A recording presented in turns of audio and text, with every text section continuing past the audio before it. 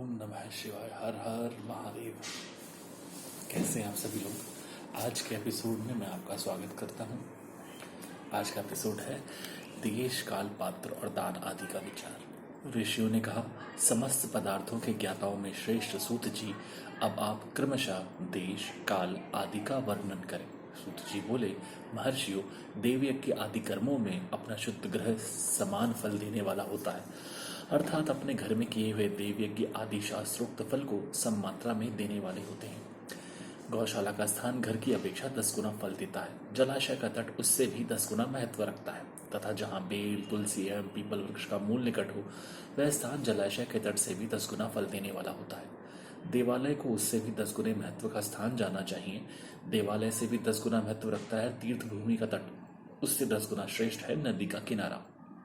उससे 10 गुना उत्कृष्ट है तीर्थ नदी का तट।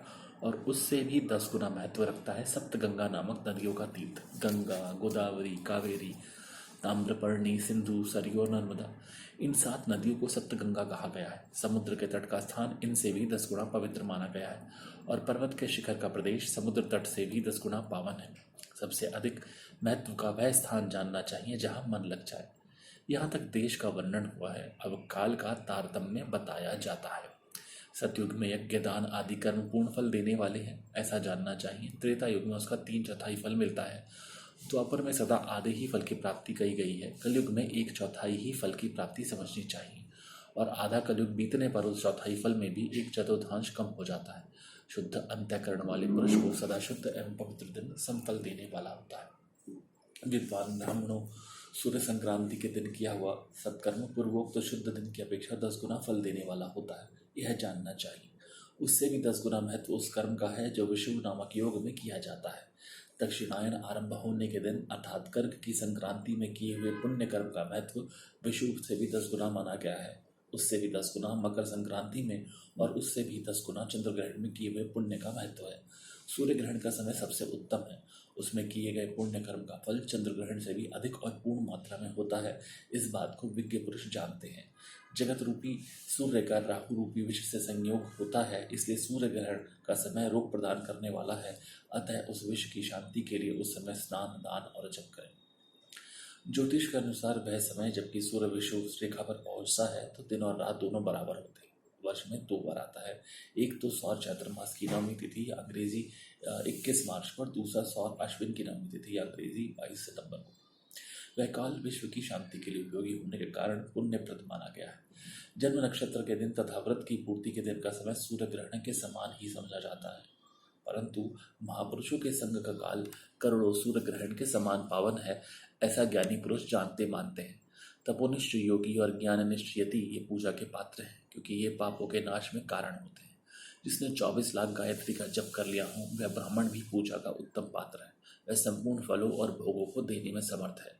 जो पतन से त्राण करता अर्थात नरक में गिरने से बचाता है, उसके लिए इसी गुण के कारण शास्त्र में पात्र शब्द का प्रयोग होता है। यह दाता का पातक से त्राण करने के कारण पात्र कहलाता है। गायत्री अपने गायक का पतन से त्राण करती है, इसलिए वह गायत्री कहलाती है। जैसे इस लोक में जो धनहीन है वह दूसरे को धन नहीं देता, जो यहाँ ध्यानवान है वही दूसरे को धन दे सकता है। उसी तरह जो समझम शुद्ध और पवित्र आत्मा है वही दूसरे मनुष्यों का त्राण या उद्धार कर सकता है। जो गायत्री का जप करके शुद्ध हो गया है वही शुद्ध ब्राह्मण कहलाता है। इसलिए दान, जप, होम और पूजा सभी कर्मों के लिए वही शुद्ध पात्र है। ऐसा ब्राह्मण ही दान तथा रक्षा करने की पात्रता रखता है। स्त्री हो या पुरुष, जो भी भूखा हो वही अन्नदान का पात्र है। जिसको जिस वस्तु की इच्छा हो उसे वह वस्तु बिना मांगे ही दे दी जाए तो वह दाता को उस दान का पूरा पूरा फल प्राप्त होता है। ऐसी महर्षियों की मान्यता है। जो सवाल या याचना करने के बाद दिया गया हो वह दान आधा ही फल देने वाला बताया गया है। अपने सेवकों को दिया हुआ दान 1/4 फल देने वाला होता है। विप्रवरों, जो जाति मात्र से ब्राह्मण है और दीनतापूर्ण वृत्ति से जीवन बताता है, उसे दिया हुआ धन का दान दाता को इस भूतल पर 10 वर्षों तक भोग प्रदान करने वाला होता है। वही दान यदि वेदविद्ता ब्राह्मण को दिया जाए तो वह स्वर्गलोक में देवताओं के वर्ष से 10 वर्षों तक दिव्य भोग देने वाला होता है। शील और उच्च वृत्ति से लाया हुआ गुण दक्षिणा में प्राप्त हुआ अन्न धन शुद्ध द्रव्य कहलाता है। उसका दान दाता को पूर्ण फल देने वाला बताया गया है। क्षत्रियों का शौर्य से कमाया हुआ, वैश्यों का व्यापार से आया हुआ और शूद्रों का सेवानिवृत्ति से प्राप्त किया हुआ धन भी उत्तम द्रव्य कहलाता है। धर्म की इच्छा रखने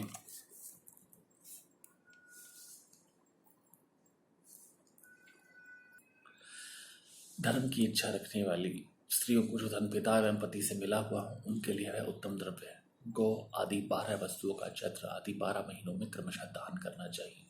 गौ, भूमि, तिल, सुवर्ण, घी, वस्त्र, धान्य, गुड़, चांदी, नमक, कोहड़ा और कन्या, ये ही वे 12 वस्तुएं हैं। इनमें गोदान को कायिक, वाचिक और मानसिक पापों का निवारण तथा कायिक आदि पुण्य कर्मों की पुष्टि होती है।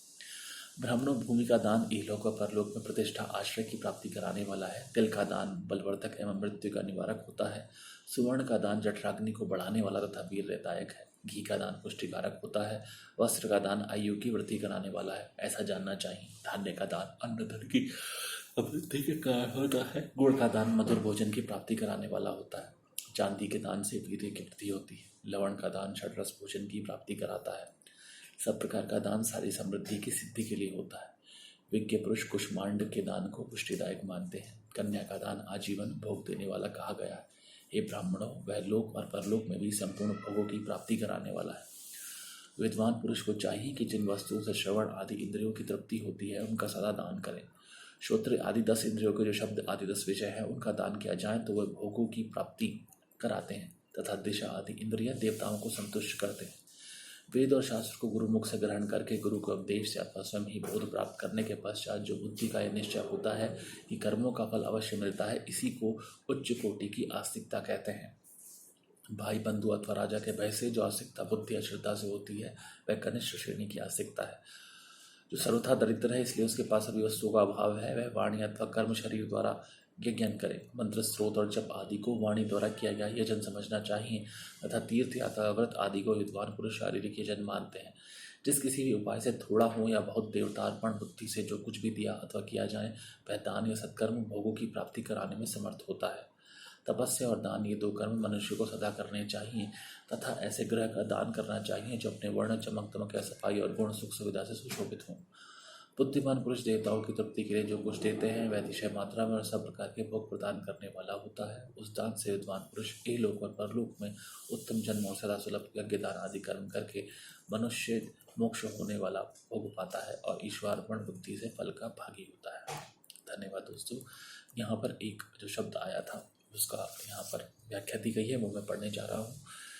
अर्थात श्वेत कट जाने या बाजार उड़ जाने पर वहाँ बिखरे हुए अन्न के कण को चुनना और उसे जीविका चलाना उचित वृत्ति है तथा जोत की फसल कट जाने पर वहाँ पड़े गेहूँ आदि की बालें बीनना शिला कहा जाता है। इसे जीविका चलाना शिलावृत्ति है। श्रवणेन्द्रिय के देवता दिशाएं नेत्र के सूर्य, नासिका के अश्विनी कुमार, रसनेन्द्रिय के वरुण, अग्निन्द्रिय के वायु, वागीन्द्रिय के अग्नि, लिंग के प्रजापति, गुदा के मित्र, हाथों के इंद्र और पैरों के देवता विष्णु है। बहुत बहुत धन्यवाद। जय श्री राम, जय हनुमान। ओम नमः शिवाय। हर हर महादेव। शंकर पार्वती।